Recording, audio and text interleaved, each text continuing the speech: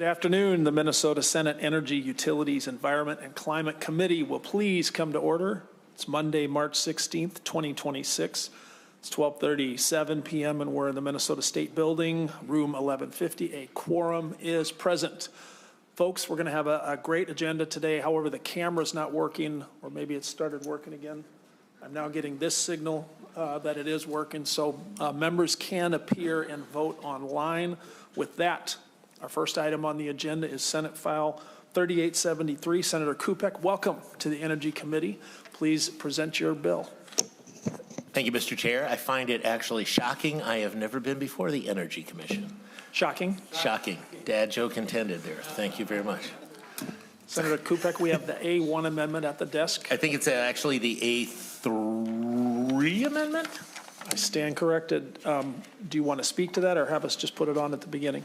Sure, it is a delete everything, so however you would prefer that I proceed, but it does kind of get things in order that way I'd like it. Maybe since it's a delete all, if you could just address that. Sure. Thanks. Absolutely. So as the bill proceeded along here and meeting with some of the stakeholders, particularly some members of the IBEW, as well as some of my municipal electrics and electric co-ops, there was some language that they wanted in the bill, and then we lined it up a little bit better with the House bill as well. But this, that mostly the delete all just takes in those concerns from the concerned parties. Thank you, Senator Kupec. Members' discussion to that. Senator Green. Thank you, Mr. Chair. Senator Kupec, I just got this and I was doing other stuff. Can you walk through whatever changes are in there? Sure, absolutely. So the main changes were in that we put in there. Sorry, Mr. Chair. Senator Kupec. Sorry, we're just like having a buddy conversation here. So the main changes that we put in there were that the municipal electrics were concerned that they wanted some notification that these devices were being installed in locations. So we put some language to put in that. And then the main issue that I heard from the electric co-ops was that places that have particularly net metering, they don't want this to go up and above what the net metering is. So we put some language in there to say, you can't exceed what your net metering is allotted you. So those were the two big changes. Thank you, Senator. Senator Green. Thank you, Mr. Chair. Then I'll just ask the question now before you go through the bill, so maybe you can touch on it. When I read the original bill, it looked like it was excluded from net metering in the first place. So are you telling me that if they don't go over the allotted, this can go toward net metering as well? Senator Kupec. No, it is to take out, they can't go over what their net metering is. They can't add on more. So the co-ops were concerned that the way the bill was is that there might be somebody who's like, I've got this net metering thing and then I can stick these in and it'll give me a little boost over that. So it is to level that playing field off. Okay. Senator Green, you're good? Members, other comments to the A3? Senator Klein, would you be comfortable moving the A3 amendment? Senator Klein moves the A3 amendment. All in favor say aye. Aye. All opposed say nay. Motion prevails. The A3 amendment is adopted. Senator Kupec, to your bill as amended. Sure. Thank you, Mr. Chair. Thank you, members. So a few weeks before we started session, I had a town hall, and at my town hall, one of my constituents came up to me and was very excited about what he called deck solar or plug-in solar. And what this does is it allows particularly people who maybe they live in an apartment or they live in a house where the roof is not conducive to solar, or they just don't have the money to invest in solar, a huge array. It allows them for a much lower cost option. And so what this does is you put these solar panels out and then you plug it into the wall and the electricity goes back in kind of in the other direction. So there's no net metering involved with this. Basically, it just reduces the amount of electricity flowing into your house and therefore will lower your utility bill. So that's the way it functions. And so it really is a way of democratizing in a lot of ways solar, letting those people who don't have that ability because they live maybe in an apartment or structure that doesn't fit well for them to get involved in that. I mean, personally, my house has a weird peaked roof. There is no way I could ever put solar panels on my roof. And again, it's just another option. There's no government funds going into this. It just is allowing these to be installed here within the state of Minnesota. So passing, some people have said that passing some of this legislation now would be premature. It could endanger consumers by allowing unsafe plug-in products into the market, but there's a new UL standard that has come out for plug-in solar systems. It's been published and designed to prevent shock and electrical fires, even in what might be the worst case conditions, including very old homes with outdated wiring. So the new UL standard is in full compliance with the NEC because the standard is designed to operate within existing NEC requirements. There's no technical gap that requires reopening or rewriting the electrical code before permitting plug-in solar. In fact, the UL 3700, which is what is in this bill, goes well beyond the baseline and safety standards. So consumers are already buying and installing these plug-in solar devices with or without legislation. You can go purchase these systems on Amazon or other online retailers. So the danger isn't really from passing the bill, it's from unregulated gray market that exists because we have not acted yet. So when states pass clear legislation, particularly requirements on products to be listed on the nationally recognized testing laboratory standard, it creates the market certainty that major manufacturers need to invest in bringing fully certified UL 3700 compliant products to U.S. consumers. Without this legal signal, the market remains dominated by uncertified imports. A legislation doesn't introduce a safety risk, it actually replaces an existing one with a certified alternative. So after 10 years and 4 million plug-in solar systems that have been installed in Germany, a country with a mature regulatory framework for these products, there have been no significant safety incidents reported, and a clear legal pathway works. Thank you, Senator Kupec. Well done. Members, we're going to have our testifiers come forward and then take member questions. With that, Patty O'Keefe first, and then Kyle Concepcion on deck. Come forward, please.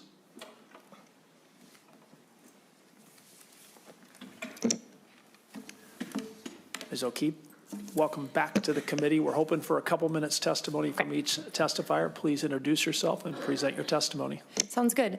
Hello, Chair, members of the committee. My name is Patty O'Keefe. I'm with Vote Solar. I'm the Midwest Regional Director there. I wanted to thank Senator Kupec for Senate File 3873 on plug-in solar. We're excited about this bill because of the dual benefits of making solar power more accessible to those who want it and for being another tool in the toolbox for Minnesotans looking to reduce their home energy bills. So the bill allows for individuals to purchase up to 1,200 watts of solar, put them on a patio or a balcony or in their backyard, and plug them into their home energy system without entering into an interconnection agreement with the utility. And it also exempts them from being able to participate in net metering. So you're not getting paid for any of the energy you produce, it's just offsetting energy use in your own home. These systems are relatively small. 1,200 watts is the equivalent to a household blender and less than a hairdryer. But even though they're small, they can save people on average $20 to $33 per month, which is between $250 and $400 a year. And that can be even more if you pair it with a battery that can capture the solar energy during the day and then offset your home usage when you get home from work. The systems the bill allows are designed in line with the UL 3700 standard. It's a safety standard for plug-in solar released last December. United Laboratories set the standard that we honestly view as like a pretty conservative standard, but they set it after really rigorous testing, and it sets requirements that will ensure no shocks or overloading of circuits that could cause a fire hazard and no backfeeding to the grid during a power outage to protect linemen. And yeah, I'll just say that in my time as a clean energy advocate, I've honestly never seen so much genuine excitement and interest about a solution that I have plug-in solar. People like with no previous connections to our organizations are contacting us to ask about it. At events when we're talking with people about it, their eyes are lighting up and saying, yeah, I really want that. It has interest from folks across the political spectrum and has been passed with bipartisan leadership in other states. And it's because it meets people where they're at and allows them to generate their own power in a small but meaningful way. We do support most of the components of the A3 amendment, but do have some concerns around the plug-in solar being added to the NEM capacity. We think that it is important to have this discussion and figure out kind of if there are certain limits that we could be imposing for plug-in solar on net metering participants, but yeah, so just wanted to point out that that's like a concern that we have, and we're looking forward to more discussion on what that right solution is. Thank you. Thank you, Ms. O'Keefe. Looking forward to some net metering discussions myself. Thank you for your testimony. If you'll hang out here, we now have Kaya Concepcion and then Sarah Wolf on deck. Kaya is not here today. Okay, we'll move on to Ms. Wolf. Thank you for that info. Ms. Wolf, welcome back to the committee. Please introduce yourself and present your testimony. Thank you so much, Chair Frentz, members of the committee, Senator Kupec. My name is Sarah Wolf, and I'm with Minnesota Interfaith Power and Light, an organization that works with faith communities across the state to promote climate solutions that are equitable and effective. Thank you for the opportunity to share our support for making plug-in solar available in Minnesota. At a time of rising concern about electricity rates, this bill gives consumers choice. Plug-in solar allows homeowners and renters a quick and accessible option for managing their own energy consumption. It gives Minnesotans opportunities to reduce energy bills. Even a small offset of electricity can lead to tangible savings on monthly expenses, putting money back into the pockets of families and individuals. Second, it allows them to bring their investment with them. So like other small appliances, no matter where people move, they can take their plug-in solar panels with them to use once an electrician has certified it's installed correctly. And third, it increases energy independence. By generating some of their own power, residents are less vulnerable to fluctuating energy prices and power outages. So thank you very much for your consideration of this legislation. Thank you for your testimony, Ms. Wolf. Next, we have Will Mulhern, and on deck would be John Gecke, if I'm pronouncing that correctly. Mr. Mulhern, am I saying that right? Yeah. If you could please introduce yourself and present your testimony. Great. Thank you, Chair Frentz, committee members. My name is Will Mulhern. I'm here to provide comments on behalf of Fresh Energy. Fresh Energy is a 30-year-old Minnesota-based, nonpartisan, not-for-profit organization. We work to shape and drive bold policy solutions to achieve equitable, carbon-neutral economies, and we appreciate the opportunity to offer our perspective on Senate File 3873. Fresh Energy supports the adoption of this bill, removing barriers to the deployment of plug-in solar in Minnesota. We believe plug-in solar can be a useful technology for offsetting some household demand for electricity, essentially functioning as an energy efficiency measure that can reduce the need for grid-delivered electricity at certain times. This serves the dual purpose of helping reduce household electricity bills and potentially reducing the amount of utility-scale generation needed to meet demand. Because they cost less than rooftop panels, these systems are expected to have shorter payback periods, meaning adopters can recover upfront costs more quickly through reductions in their energy bills. For some households, this could make solar technology financially attainable for the first time. And finally, we appreciate the requirement for the certification from the Underwriters Laboratories or an equivalent organization. Ensuring safety for households as well as those working on our electricity system is essential, and requiring this certification will ensure these technologies can be safely deployed in Minnesota households. Fresh Energy encourages members to support Senate File 3873 to help Minnesotans access plug-in solar. Thank you. Thank you, Mr. Mulhern. Well done. Our final testifier is John Gecke. I don't know if I'm pronouncing that correctly. Yep. Mr. Gecke, welcome to the committee. If you could please introduce yourself and present your testimony. Yep. My name is John Gecke. Thank you all for having me. I am the owner and operator of a small business in Duluth, Star Power Electric. I'm their electrician, and we focus on, it's just me and part-time apprentice. We focus on, solar and batteries and backup power.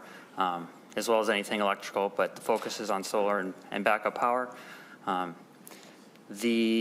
want to speak to the safety of this. I'm dealing with these concepts on a daily basis, both in practice and in theory. 10 amps is what 1,200 watts, the limit, represents. At 120 volts, that's 10 amps. 10 amps is less than the smallest circuit size in a home of 15. 1,200 watts at 10 amps is significantly less than a similarly UL-listed hair dryer, which can be 1,800 watts. That's 15 amps. So we're dramatically 1/3 less than what they're already selling on the shelf. In addition, it's not necessarily the same as a hair dryer in that it's, you could have 2 hair dryers plugged into one circuit, and you could really pull a lot of power. When you're back feeding, you're actually relieving pressure on the electrical system. So at 1,200 watts, it's small enough that you're not going to overload the smallest breaker that you have in your house. So therefore, you're not going to overload the panel. You're not going to overload the meter, any electrical infrastructure upstream.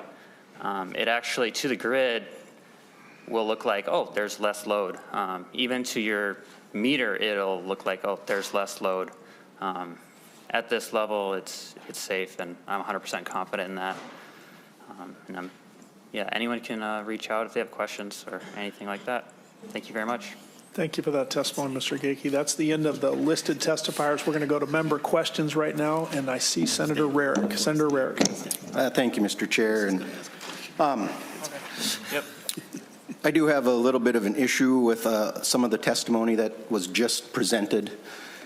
Unlike a hair dryer or any other utilization piece of equipment that uses electricity, this device is putting electricity back in. And it was mentioned that there isn't anything needed with the National Electrical Code. Folks, this is National Electrical Code. It is a substantial book of codes that is for the installation of electrical systems. We're plugging this into a receptacle. One, we hear many times people call an outlet. The box in the wall is an outlet. Definition of outlet from National Electrical Code: a point on the wiring system at which current is taken to supply utilization equipment. Then we go to a receptacle, the device in that outlet box that we plug our cords into. Definition of a receptacle: a contact device installed at the outlet for the connection of an attachment plug or fed for the direct connection of electrical utilization equipment. What is utilization equipment? Equipment that utilizes electric energy for electronic, electromechanical, chemical, heating, lighting, or similar purposes. To say that a UL listing meets code for electrical code for installation is flat out wrong. There are multiple references in here for different pieces of equipment. In order to meet code, they must meet some type of a standard, like a UL listing or equivalent, but that in and of itself does not make it code compliant. That outlet box with the receptacle is meant to supply electricity. And to say we're going to do an end run around this code book without coming to the NEC, that is a group of professionals, to say we should have an exemption for this piece of equipment to be used in that way is just, we're way out ahead of ourselves and we're out in front of our skis.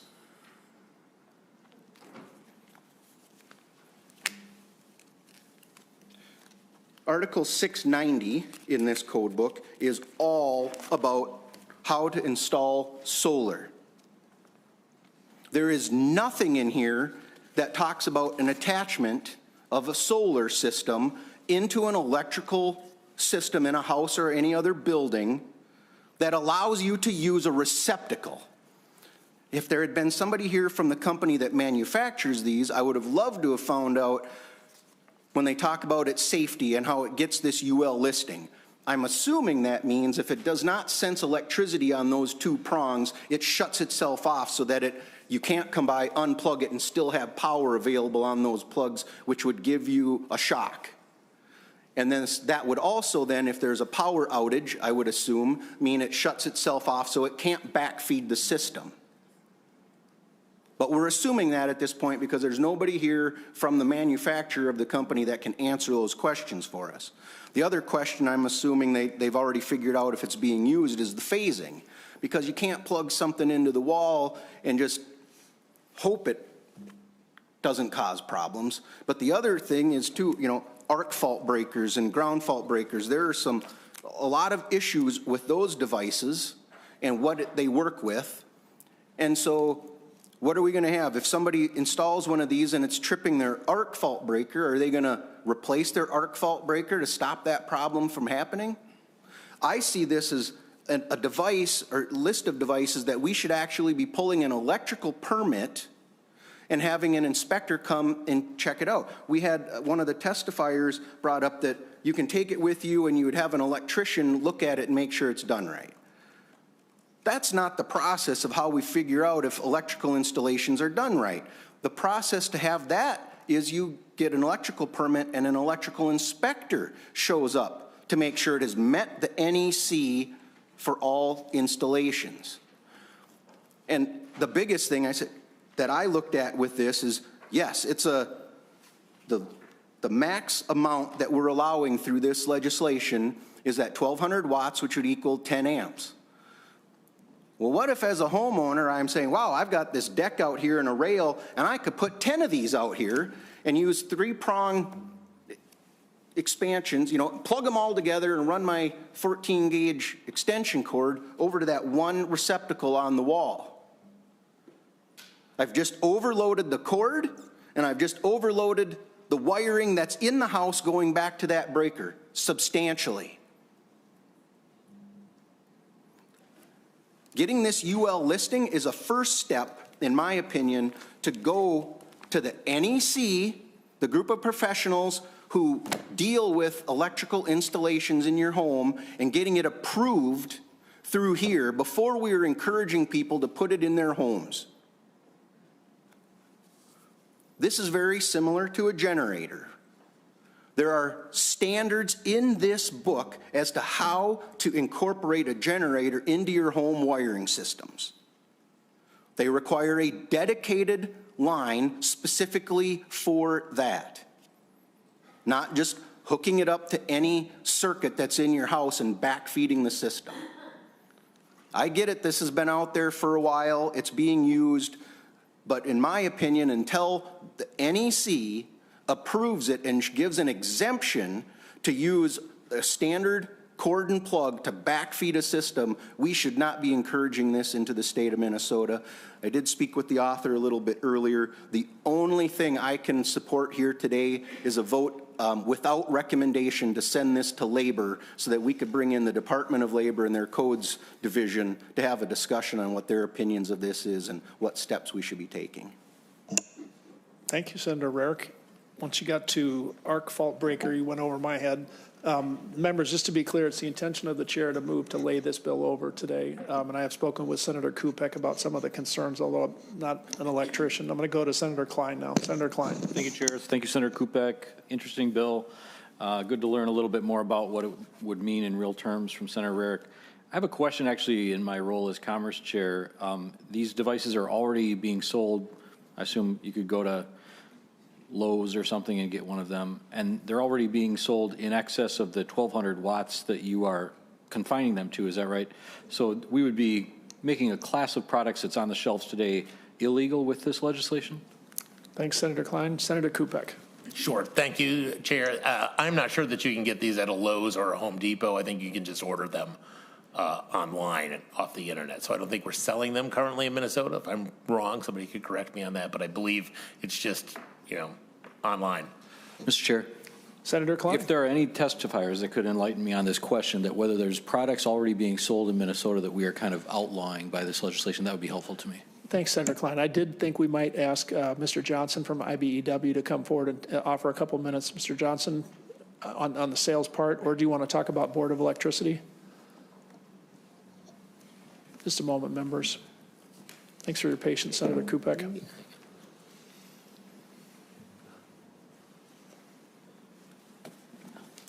Mr. Johnson, thanks for being willing to come forward even though you weren't expecting it. I think Senator Klein's question is, are these for sale at retail outlets? The chair has also got a question about this question of the Board of Electricity. Yeah. Would you mind just touching on both, even if you can't say much about the first one? Thank you. Chair Frentz, I'm Joel Johnson. I represent the IBEW. I can't help on the sales question. And again, this is kind of what Senator Rarick was talking about. And the State Board of Electricity should really be weighing in on this and, determining whether this is actually, fits into the system and can be used safely. Thank you, Mr. Johnson. Back to you, Senator Klein. You got the floor. Mr. Chair, it sounds like you're going to lay this over, and I'm open to learning more. I wonder if I could kind of assign that to research and get that question answered in case we ever move this forward. So. Thank you, Senator Klein. It's an excellent point. Members, other questions before we go back to the author? Again, it's our intention to lay it over. Seeing none, Senator Kupec, any last words? Sure. Thank you. Thanks for the discussion. Thank you, Senator Rarick, too, for meeting this morning. And I will say that I had discussed with the chair, McEwen, of labor, whether this needed to go there. I was a little surprised we weren't going to go to labor, but if, you can lay it over here, then you can make that determination whether we need to do that to pass it on, whether it's without recommendation of a further discussion there where we regulate this in the Labor Committee. I'd be happy to do that.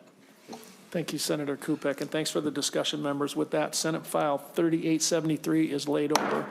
Members, we're going to go now to Senator Xiong's bill, Senate File 4142. Thank you again, Mr. Johnson, and thank you, testifiers.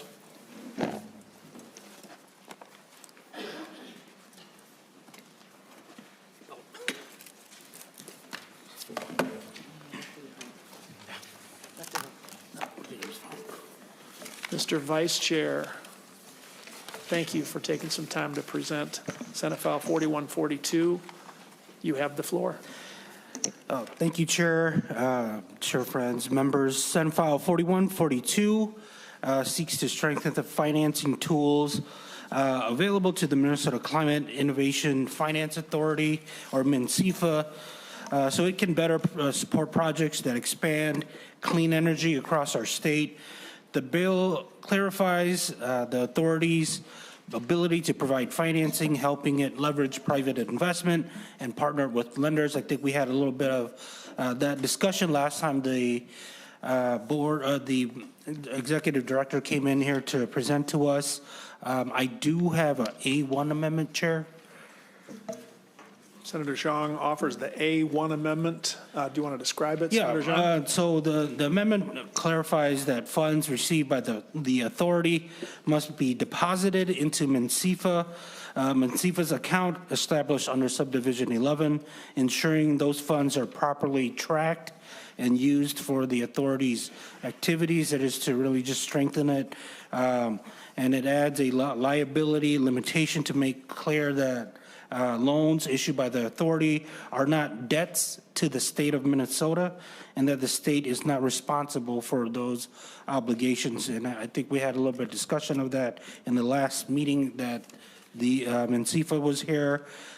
This bill, it's needed as Ms. MNCIFA was created to address gaps in financing by partnering with lenders and investors to help reduce financial risk and attract private capital for clean energy and energy efficiency projects.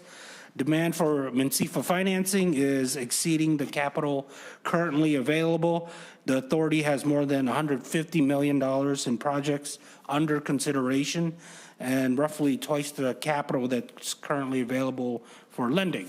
And this legislation allows MNCIFA to expand its financing capacity by drawing in additional private capital, including partnerships with banks, private investors, foundations, and donor-advised funds. And so many energy efficiency and clean energy projects that are struggling to secure affordable financing, particularly in underserved markets. And strengthening MNCIFA's financing authority will help expand access to capital for projects that lower energy costs. And so with that, Chair, I turn over to the Executive Director, Ms. Swan. Thank you, Senator Xiong. I think we'll put on the A1 amendment first, and then we'll go to testifiers. Yeah. Members, any questions to the A1? Senator Klein, did you have a question? All right, Senator Klein offers the A1 amendment. All in favor say aye. Aye. All opposed say nay. Motion prevails and the amendment is adopted. Ms. Gross-Swan, testimony to the bill as amended. All right. Thank you, Chair Frentz. Thank you, Senator Xiong, for authoring MNCFA's legislation and bringing it to the committee for consideration. I am Kari Groth-Swan, the Executive Director of MNCFA. There are really three compelling reasons why 4142 is needed. Number one, the real challenge that we're facing is the demand for MNCFA financing is on track to exceed the capital that we have. It's as simple as that. We currently have more than $150 million in our pipeline of projects under consideration, and that's twice as much as the capital we have. You know that I was here a week ago talking about our call for applications to really expand our reach across greater Minnesota, into rural Minnesota, and into tribal lands. We received 19 projects in that first accordion window. We are reviewing those, and we will continue to issue more projects. So clearly there is a demand. The market is telling us there is a demand for these projects. Number two, in MNCFA's existing statute, we are called to provide innovative financing and to crowd in capital from other sources in order to accelerate the state's transition to clean energy. This legislation simply and straightforwardly just expands our authority to crowd in more private capital. As you will recall, last week we talked about our leverage being 4-to-1. For every dollar that we are loaning out, we are crowding in another $4. That's a really great return on investment for the state and the Minnesota taxpayers. And lastly, we have financing partners who are asking for us to have these financing tools. In your packets, you have 3 letters from community banks, Sunrise, Midwest, which has 36 branches all across the state, and Stearns Bank. You also have a letter of support from the Minnesota Council of Foundation. We have both banking partners and philanthropic partners who are wanting to help us deploy more of these clean energy, cost-reducing projects across the state. So I think it's pretty compelling. We've got the market telling us that these projects are viable and we need more money, and we're not asking the state for more money. We're simply asking for a tweak to expand our capital base. And with that, I'll say thank you and open it to any questions. Thank you, Ms. Groth-Swan. I think we'll have the other testifier first and then go to member questions. Unless that testifier is only listed in case there's technical questions, and then we'll go right to member questions. Is that correct? That is Senator correct. Xiong? Okay. Member questions, and for reference, the chair's intention is to lay the bill over. Senator Green. Thank you, Mr. Chair. I was waiting for somebody else to raise their hand first, but in reading the bill, your amendment may have addressed this, but it wasn't really clear to me. Are you asking for the authority to actually take out a loan and then reloan it at cheaper interest? The loans that we would be receiving would really stretch our capital base. Every loan that we receive would be negotiated. It would be an individual arrangement with that financier. In many cases, that loan may be above our capital, and in some cases it could be below our capital. But the point is it's expanding the capital base to allow the state dollars to go further. Thanks, Ms. Groth-Swan. Senator Green. Thank you, Mr. Chair. I don't think that really answers the question. Are you taking out a loan at a certain interest rate and offering it to someone else at another interest rate? And so that was unclear, because in the amendment, it looks like the state is not on the hook for this if someone defaults. The state. But if you're actually taking out the loan, and you obviously are going to be a guarantee to the loaning institution, the bank, how is that going to work? So, thank you, Senator Green. Ms. Groth-Swan. Thank you, Chair Frentz. Thank you, Senator Green. Just to clarify, first and foremost, we are a standalone state agency. We are a public body corporate politic. This is a fiscal, this has no fiscal impact as deemed by management and budget. It is budget neutral. We would be taking on that loan. We would be repaying it back. We would combine it with our money in a blended capital stack. That money would go out to the developer. We would then earn both of those loans back and recycle the capital again. So it's really just coming into our corpus, allowing us to be catalytic and having more funds available to deploy across the state. Thanks, Ms. Groth-Swan. Senator Green. Thank you. But are you loaning the money out at a less interest rate than you're getting? Ms. Groth-Swan. Because it looks like in the language in the bill, and if I read it wrong, correct me, but you're offering the money at a reduced rate. So if you're borrowing it at 6%, are you offering it at 3%? No, excuse me, Ms. Grossman. Senator Frentz, Senator Green. In some cases, we may get what's called a program-related investment, where that is a low-cost loan, typically from a philanthropic organization. That could be a local charity like the St. Paul Foundation. It could be the Blandon Foundation. It could be a national charity such as Calvert.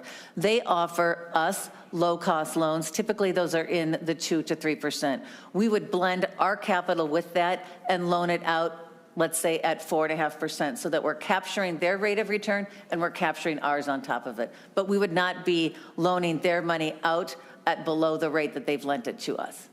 Okay, one more question, Mr. Chair. The capital that you're talking about, well, first of all, I'll just make the comment now. If you got cheap money out there, people are going to go after it. So the demand is, the state throws out money and always say, well, there's more demand, there's more demand. Well, if there's money out there, somebody's going to get it. So if it's needed or not is the question. But on the loan rates and the guarantee of that loan, then suppose that this institution fails. And people default on their loan because a lot of the renewable energy stuff, we don't even know for sure what the half-life is, a lot of it already. And it could be failing before the loans are paid off, and they could default. And we won't know that for a while. But if the state's not on the hook for it, do you have enough capital when you go borrow this money that you can, I see you can sell your assets, but do you have enough on hand to do that? Thank you, Senator Green. Good question. Ms. Grosswan. Great question. Thank you, Senator Frentz. Thank you, Senator Green. We do. We will keep a loan loss reserve like any good fiscal finance authority would do that is a lender of money, whether that is private, philanthropic, or state money. We will do that on every loan that we issue. We also create with our auditors a loan loss reserve. I provided our audited financials and audit with the last hearing. We also, if you recall, have a very, very detailed due diligence process in determining who are the projects that are credit worthy. They go through, to remind you, staff, credit committee, and board. The board approves every loan in an open meeting. They then go to the back of the house for loan servicing, where we have a quarterly meeting with every project developer, as well as an annual review, where we are constantly looking at their cash flow analysis and their debt to service ratio. So we know ahead of time, not somewhere down the line, but quarter by quarter, where we might have problems with the loan. We will work with the lender, but currently we have a watch list. None of our loans are even close to being on that watch list. Thank you, Ms. Grosswan. Senator Green. Well, just another comment. I'm glad that that after 2 years, none of them are on the watch list, but time will tell. My fear of the fact that I've seen a lot of these projects that come up under the renewable energy, whether it's solar, wind, whatever else you're putting out there, they're not lasting that long. And I don't know how long your loans are for, but I guess we'll reserve judgment until we see. Thank you. Thank you, Senator Green. Other member questions, comments, observations? Again, planning to lay the bill over. Seeing none. Senator Xiong, excellent work. Comments before we lay the bill over? Thank you, and I urge your support. The proposed legislation would clarify MNCFA's authority to accept loans and secure loans in order to expand capital. There's a need for it. And, the foundations, they have, as the testifier had mentioned, history of making investments known as the PRI, impact-focused investments. And so I think it's an opportunity to strengthen the work of MNCFA. Thank you, Senator Xiong. And it's probably worth mentioning you have done an incredible job shepherding this thing from the very beginning. We're going to lay the bill over, ladies and gentlemen. With that, Senate file 4142 is laid over. I'm going to hand the gavel over to the vice chair now and present Senate file 3760.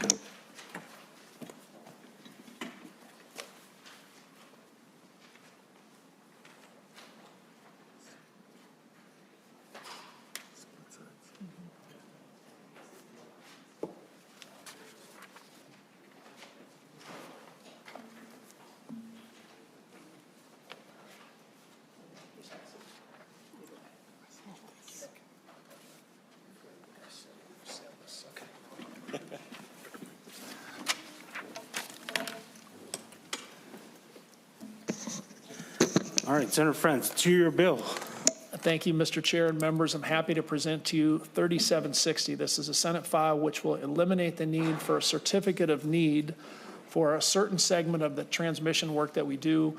Glad to be joined by some friends of mine here from Great River Energy. But folks, this is essentially what we're talking about.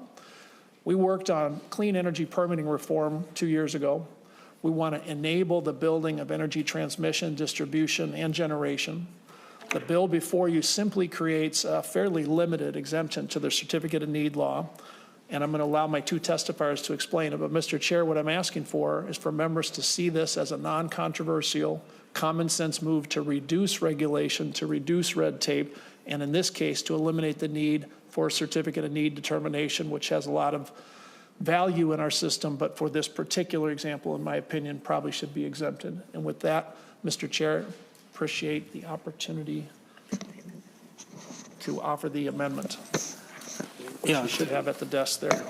Thank you, Senator Frentz. It looks like there's the A1 amendment. I did want to offer the A1 amendment, Mr. Senator Frentz offers the A1 amendment. All those in favor say aye. Aye. All opposed say no. The A1 amendment is adopted. Senator Frentz. I believe Ms. Fuji. Ms. Fuji, please state your name for the record and you may begin. Thank you, Mr. Chair and members. For the record, my name is Stacy Fujii. I'm the Director of Government Affairs for Great River Energy. As members know, Great River Energy is a generation and transmission cooperative. We are owned by our 26 distribution cooperatives. Together, we serve approximately 1.7 million Minnesotans and serve approximately 2/3 of the geographical area of the state of Minnesota. So first of all, we would like to thank Senator Frentz for being our chief author and shepherding this bill through the process. Also very much thank Senators Matthews and Weber for being co-authors on the bill.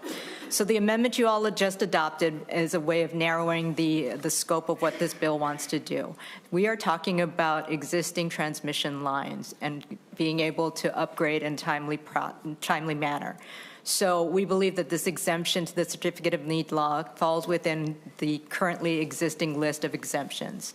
And so for members, members of this committee are already very familiar with the process of building and constructing transmission, but I think it's always helpful to have a little bit of a level set for us. So what we're talking about when we build new or construct new or rebuild existing transmission lines, we have to go through two regulatory processes. The first is called the Certificate of Need process. That's essentially the why. Why is this facility needed? If we successfully prove that to the Public Utilities Commission, then we go through a routing process. So this bill only touches the Certificate of Need process. We don't touch routing at all. And so what we're talking about is building within the 80% of the existing corridor. And for members, there is a lovely handout in your packets that helps in terms of having some idea of what we're talking about. The picture on the left is a 69 kV line and associated facilities. The picture on the right is a 115 kV facility. That is the extent of what we're talking about. And with that, members, I'm going to turn it over to my colleague, Matt Ellis, who can better explain why we believe this is a good exemption. Mr. Ellis, please state your name for the record. You may begin. Thank you, Mr. Chair, members of the committee. My name is Matt Ellis. I serve as the Director of Transmission Planning at Great River Energy.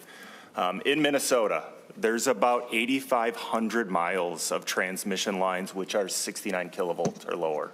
These are the lowest rated transmission lines in the states. They're primarily for load serving purposes, and they represent roughly half of the transmission lines by line miles in the states. The average lifespan of a transmission line is approximately 65 years. At Great River Energy, we own and operate about 3,000 miles of transmission lines, which are 100 kilovolts and lower. And for about 75% of those, the average age is about 55 years. So meaning they are nearing the end of their reliable life and they will need to be replaced. The bill before you is narrowly focused. It would remove the requirement to apply for and receive a certificate of need to rebuild an existing 69 kilovolt line to 115 kV when at least 80% of the transmission line remains in the current right of way. As you can see by the handout, a 115 kV line, it looks similar to a 69 kV line. It has similar height, similar right of way width, and it has similar cost components, but it has about double the transmission capacity. The purpose of the bill is straightforward: maintain reliability, keep costs affordable, and streamline the permitting process in situations where the need for the line is already clearly established. These lines have been in place for decades. Communities already rely on them. Rebuilding them efficiently and providing for future grid flexibility serves the public interest.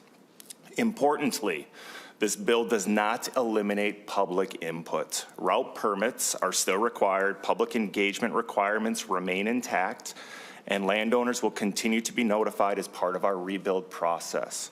We believe that Senate File 3760 provides a narrow exemption to the Certificate of Need law. We hope the committee can support it. Thank you. I'm happy to answer any questions. Thank you, Mr. Ellis. Senator Frentz, do you have any final comments before we go to the questions from members?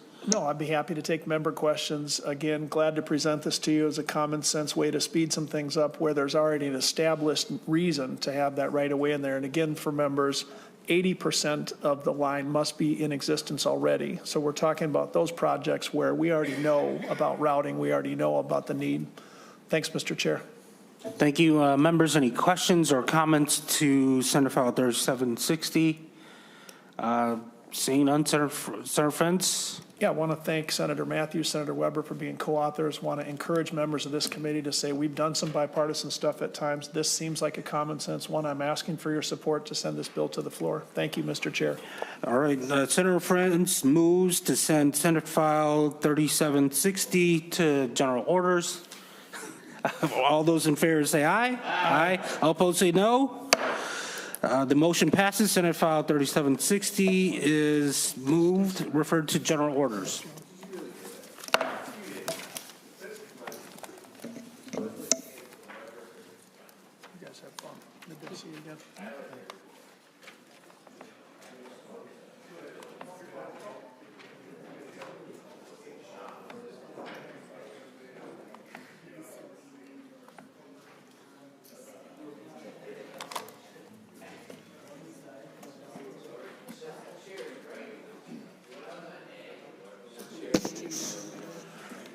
Members, ladies and gentlemen, that concludes the agenda today. Just a little forward spin for Wednesday. We do have the hearing scheduled to be held on Wednesday. We're waiting to hear from a couple members watching first deadline. Appreciate everybody's contribution here. And with that, we are adjourned.